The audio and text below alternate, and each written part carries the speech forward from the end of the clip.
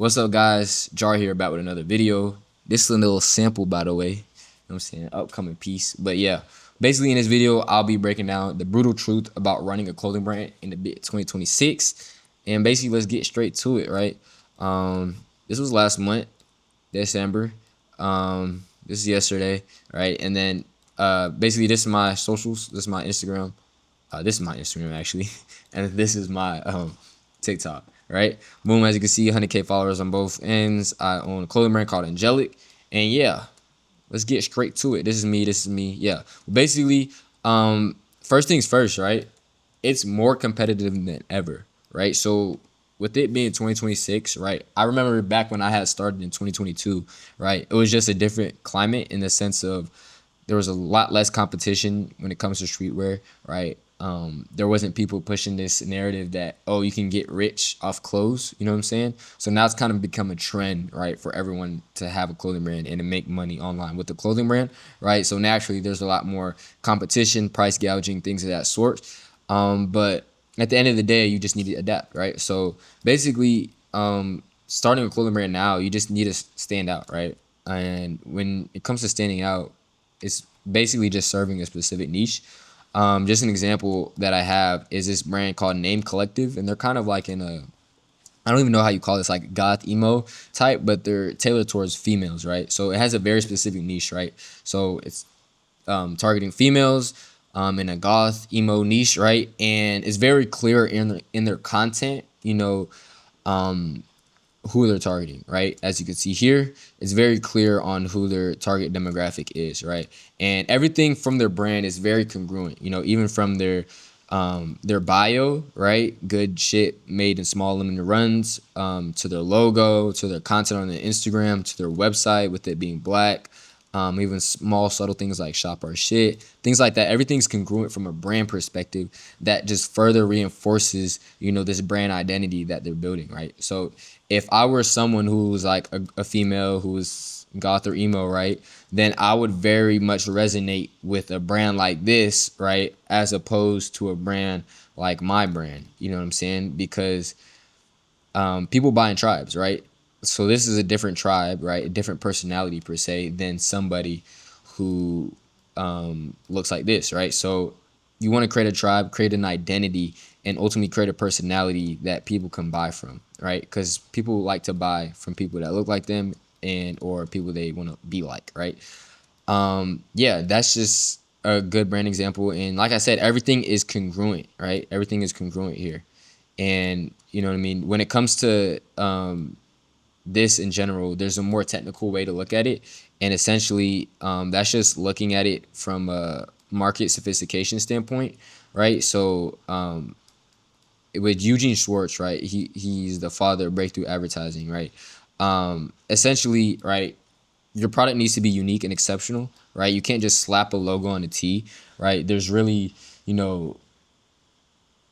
two ways you can approach it with a clothing brand now, right? And that's either stage 4 or stage 5 market sophistication. Stage 4, in which you just have a better design, better product overall, right? And stage 5 is just essentially identity marketing, right? So this Supreme box logo tee, right? It's just a tee, but it has the Supreme logo on it. And this competes in a stage 5 market sophistication in the sense of this proves as a symbol, right, of the type of person that you are. You know what I mean? Like, oh, you have money. Oh, you're in the streetwear and in that hype beast type, environment, right?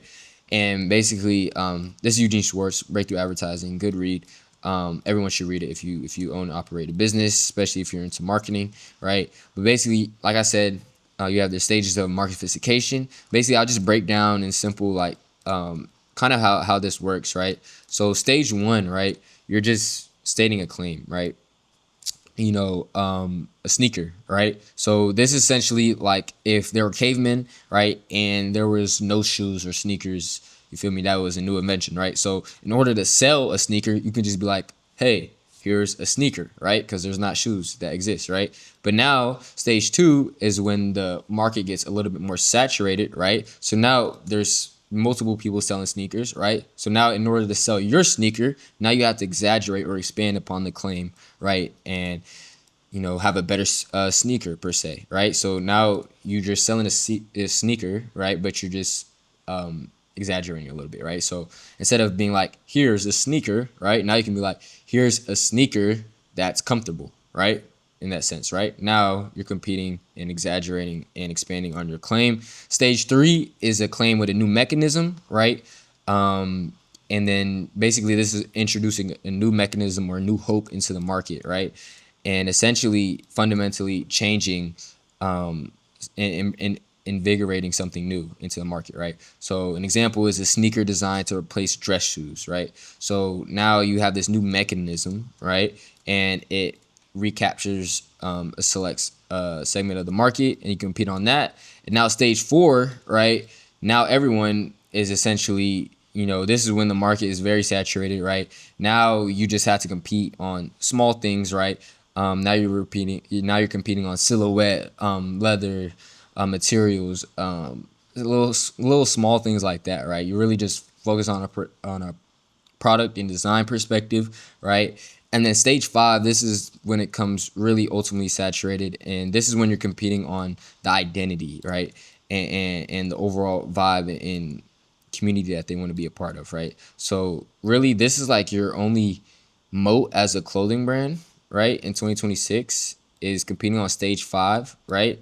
But stage 4 as well, right? So stage 5, right? This is really where you want to end up, right? Because once you can compete on stage 5, then you can slap a logo on a tee like Supreme, right? And essentially sell out.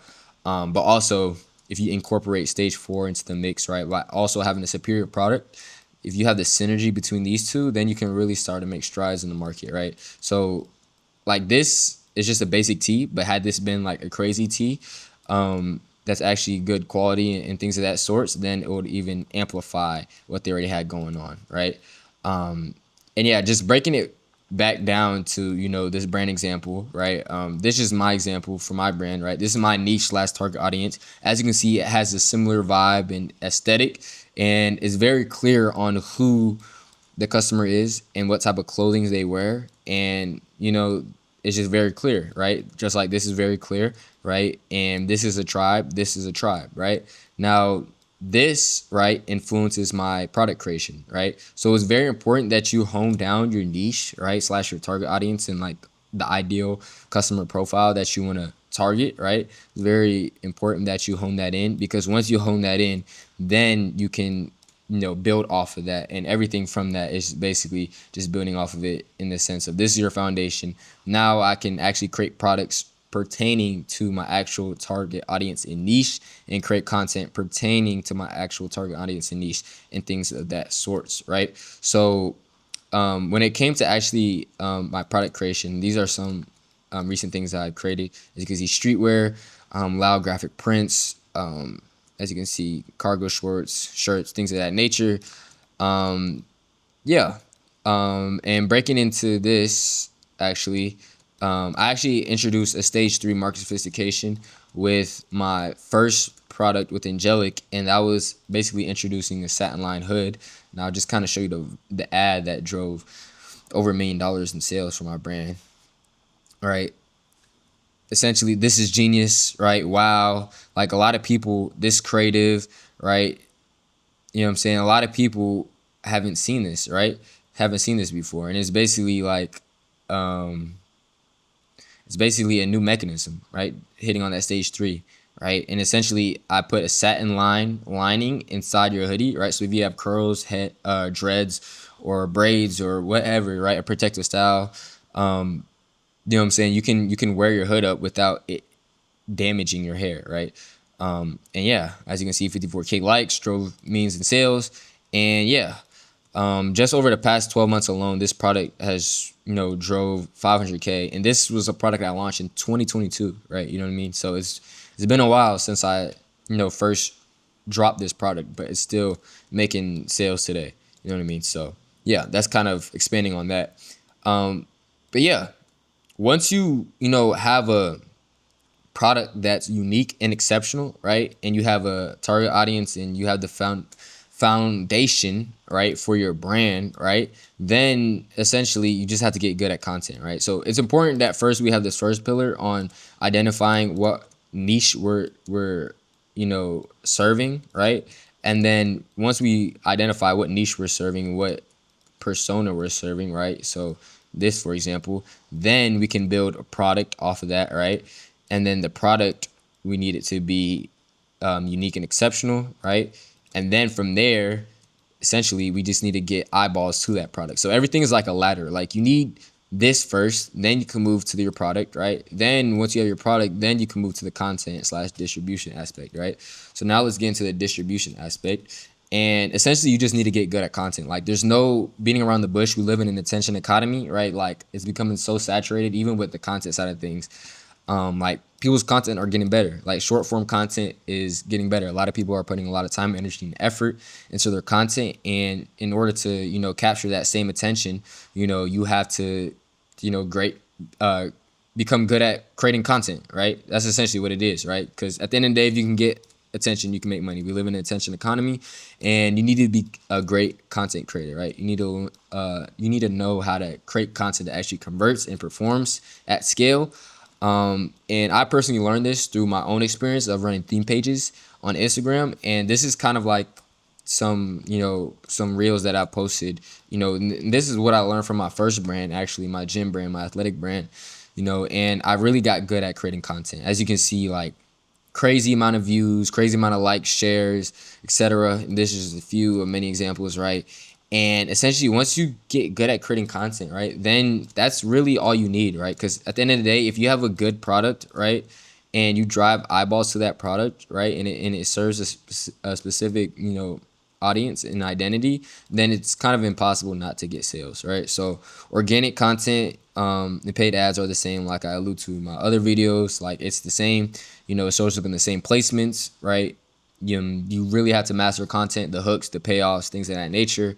If you don't master it, at the end of the day, you will fail, right? Because you need to be good at creating content, right? People can't buy something that they don't know exists, so it's most important that we find a way to drive views consistently and confidently, right?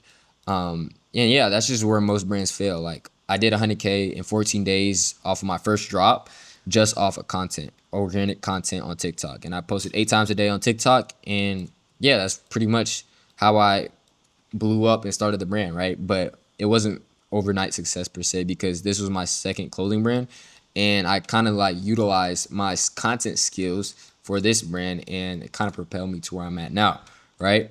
Now, the final thing, right? This is so when it really comes down to is for a business, right? You just need to have a product or service, and you have to have a way to effectively market and sell that product or service, right? And that's really all you have to do, and then everything else, right, is just operational in the sense of making sure things don't break, right? So outside of like the fundamentals, you just have to be able to wear many hats, right? So running a brand isn't just making products or just promoting products. It's the operational and the boring aspects as well, right? You have to be a CEO, a CPO, CMO, CFO, all these different hats, right? And you have to be prepared to do the work, right? Because at the end of the day, if you're bootstrapped, especially, you're not gonna have guidance, or you're not gonna have investors, or you're not gonna have the human capital in order to outsource certain things and certain tasks, right? It's not sunshine and rainbows. Like there's real logistics and real back end into all this processes, and into making 100K in 14 days, into making 9K in a day consistently, and things of that nature, right? Yeah, like just off a personal example, right? This was me like 2 years ago, right? And I was shipping out orders, you feel me? Like with my friends, I had a little system going on, but I had to go to the post office and deliver things off, taking pallets on shipments and things of that nature. And at one point, I was more of a logistics company than a clothing brand. You know what I mean? Because I was dealing with shipments and deliveries and orders all day. You know what I mean? And yeah, I was just had to do that. You know what I'm saying? And it was very, very, very tiring. But yeah, once you get to a certain level, then you can outsource certain things. Now I have a 3PL, and yeah, I don't have to deal with any of that. But that's just one side of things, right? Then you have to be good at Google Sheets, and good at actually logging changes and things of that nature, right? Being a CFO, building cash flow forecasts and things of that nature, right? You have to have a lot of traits and skill sets that frankly you're not gonna know until you have to know it. You know what I mean? So at the end of the day, right? You're gonna come up with different, bottlenecks in your businesses and different hiccups, but you'll learn through trial and error. But it's a lot of hats that you have to juggle and wear, right? But yeah, like I said, you got to get good at numbers and data and analytics. Data analytics. You have to be a good leader, operator, and executor, right? When you're managing, a team, when you start, hiring people, and then especially, when you have staff and fires to put out in many scenarios to plan for and execute for, it's important that you're, an effective leader and operator and executor, right? So yeah, that's kind of like the simple process. Like I like to break things down in a simple format. Albert Einstein says to make things, simple, but effective, right? So make them simple, but not simpler, right? You know what I'm saying? So just breaking it down from a fundamental perspective. My name's Jar. If you want one-on-one guidance and mentorship from me, then you can click the link in the description down below. Until then, I'll see y'all in the next video. See y'all.